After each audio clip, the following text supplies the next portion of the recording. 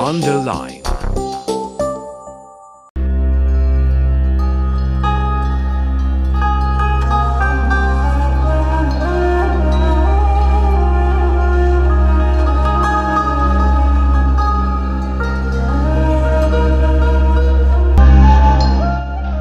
Keterlibatan ulama dalam perjuangan kemerdekaan dan pemberdayaan masyarakat telah banyak tercatat dalam lintasan sejarah Indonesia.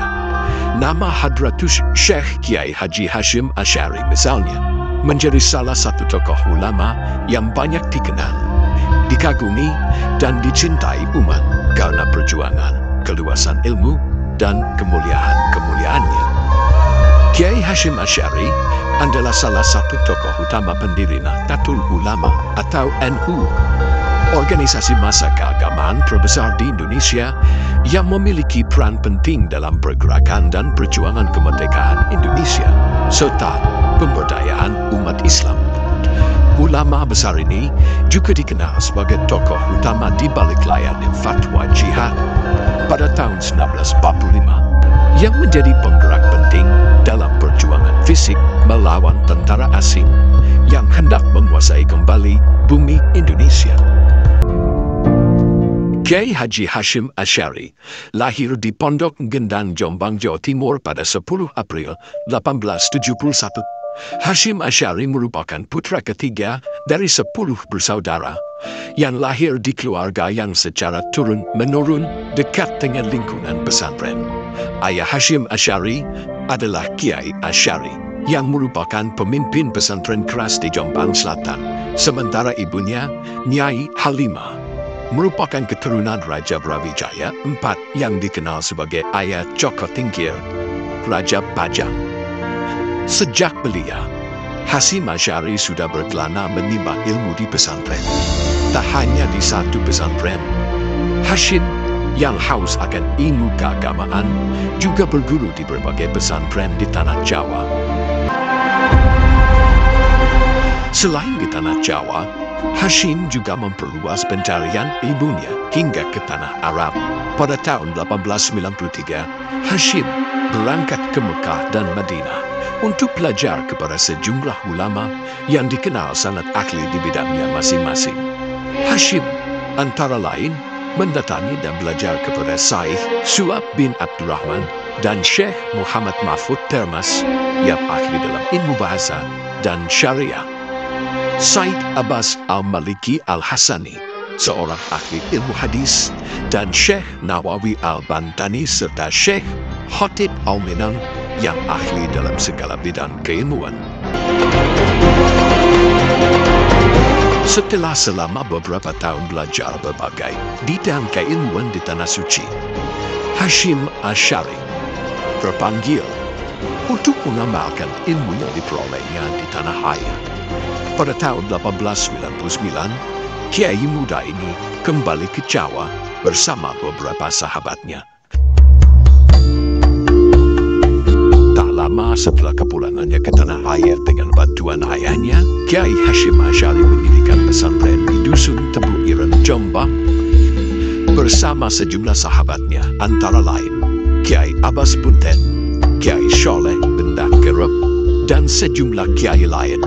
Pesantren Tebu Ireng berhasil didirikan pada 26 Rabiul Awal 1317 Hijriah atau bertepatan dengan tahun 1899 Masehi.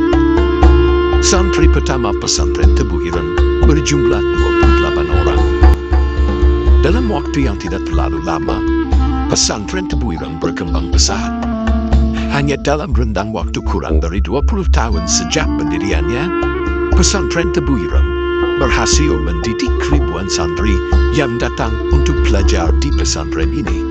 Dari hasil didikan Kiai Haji Hashim Asy'ari dan beberapa kiai lain di pesantren Tebu Ireng ini, banyak lahir kiai-kiai besar yang kemudian hari mendirikan atau memimpin pesantren di berbagai wilayah Nusantara.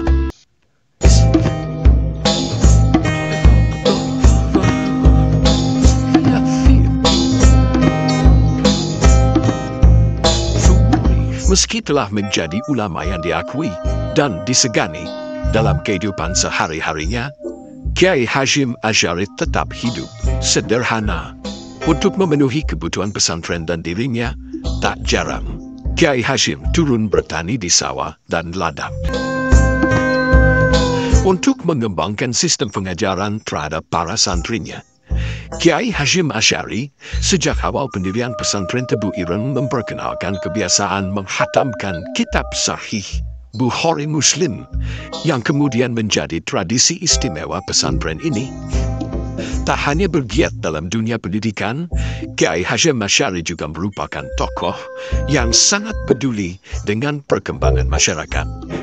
Pada tahun 1926, saat dunia pergerakan di tanah air tengah menggeliat, Kiai Hashim dan beberapa ulama lain seperti Kiai Haji Bisri Samsyuri dan Kiai Haji Wahab Hashbullah memprakarsai berdirinya organisasi Nahdlatul Ulama atau NU untuk kebangkitan ulama. Dan dalam pertemuan pertama ulama NU, Kiai Haji Hashim Asy'ari kemudian terpilih sebagai Rois Akbar NU. Lewat NU, Kiai Hashim dan para ulama lain tak hanya berperan besar dalam mengorganisir dan menyatukan umat Islam. Dalam perkembangannya kemudian, NU juga ikut berkontribusi dalam menyelesaikan persoalan-persoalan nasional. Besarnya pengaruh Kiai Hashim dalam memimpin NU, serta banyaknya pemikirannya yang didengarkan kalangan Nahdiyin, membuat pemerintah kolonial Belanda beberapa kali berupaya mendekati Hashim Asy'ari dengan menawarinya berbagai jabatan dan harta benda. Namun, rayuan pemerintah kolonial ini tak pernah membuat Hashim Asy'ari goyah.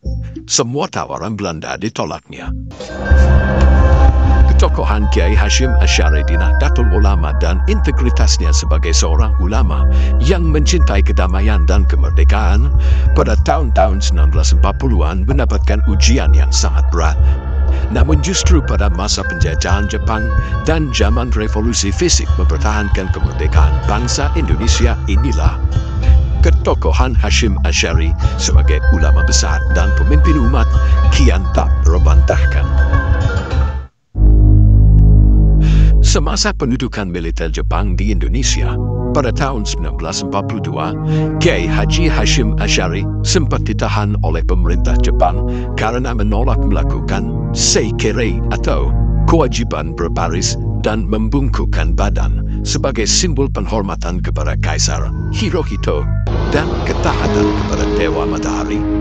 Selama masa penahanan ini, Kiai Hashim sempat mengalami penyiksaan yang menyebabkan salah satu jari tangannya cacat. Saat Jepang kalah perang dan menyerah kepada sekutu, Kiai Haji Hashim Asy'ari tanpa ragu langsung menyatakan dukungan terhadap negara Republik Indonesia yang diproklamirkan kemerdekaannya oleh Soekarno-Hatta pada tanggal 17 Agustus 1945. Dukungan ini kemudian dibuktikan Kiai Hashim dan para ulama serta kalangan santri dengan keterlibatan mereka dalam perjuangan mempertahankan kemerdekaan.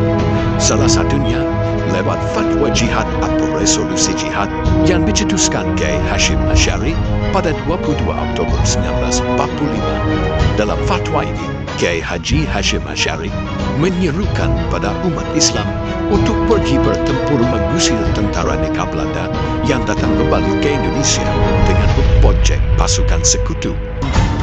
Fatwa jihad atau resolusi jihad yang dikumandangkan para ulama berhasil mengobarkan semangat umat Islam dan para santri untuk bersatu melawan tentara sekutu. Puluhan ribu santri dan warga muslim bergabung dalam pasukan Hizbullah dan Sabilillah. Mereka kemudian terlibat dalam pertempuran di Surabaya dan sekitarnya pada sepanjang bulan November 1945. Setelah kemerdekaan Indonesia, karena ketokohannya di tingkat nasional, Kiai Haji Hashim Asy'ari dipercaya menjadi Ketua Umum Dewan Partai Masyumi atau Majelis Syuro Muslimin Indonesia. Namun, jabatan ini tidak lama diemban Kiai Hashim Asy'ari karena pada tanggal 25 Juli 1947, ulama besar yang digelari Hadratus Syekh atau Sang Maha Guru tersebut meninggal dunia. Jenazah Kiai Haji Hashim Asy'ari dimakamkan di salah satu sudut di area pesantren Tebu Ireng. Hingga kini, makam Kiai Haji Hashim Asy'ari, setiap harinya ramai dikunjungi berziarah yang datang untuk mendoakannya. Tak hanya mewariskan semangat cinta tanah air dan berbagai kisah teladan, sosok Hadratus Syah Kiai Haji Hashim Asy'ari juga meninggalkan banyak karya tulis atau kitab yang merefleksikan keluasan pemikirannya. Di antaranya Risalah Ahli Sunnah wal Jamaah, Al-Nur Al-Mubin, Adab Al-Alim wa Al-Mutahalim, dan lain-lain. Sampai saat ini, kitab-kitab karangan Kiai Hashim Asy'ari masih dipelajari para santri di banyak pesantren di lingkungan Nahdlatul Ulama. Semasa hidupnya, Hashim Asy'ari banyak mewariskan sikap pemikiran dan kisah-kisah teladan bagi anak, cucu, dan para santrinya. Atas sumbangan besarnya dalam memperjuangkan dan merebut kemerdekaan pemerintah Republik Indonesia, telah menetapkan Kiai Haji Hashim Asy'ari sebagai pahlawan nasional. Pengaruh Kiai Hashim Asy'ari yang sangat kuat di kalangan kaum nahdiyin dan ulama pesantren, serta ketinggian ilmu agamanya, juga membuatnya digelari Hadratus Syekh atau Sang Maha Guru atau Guru Besar.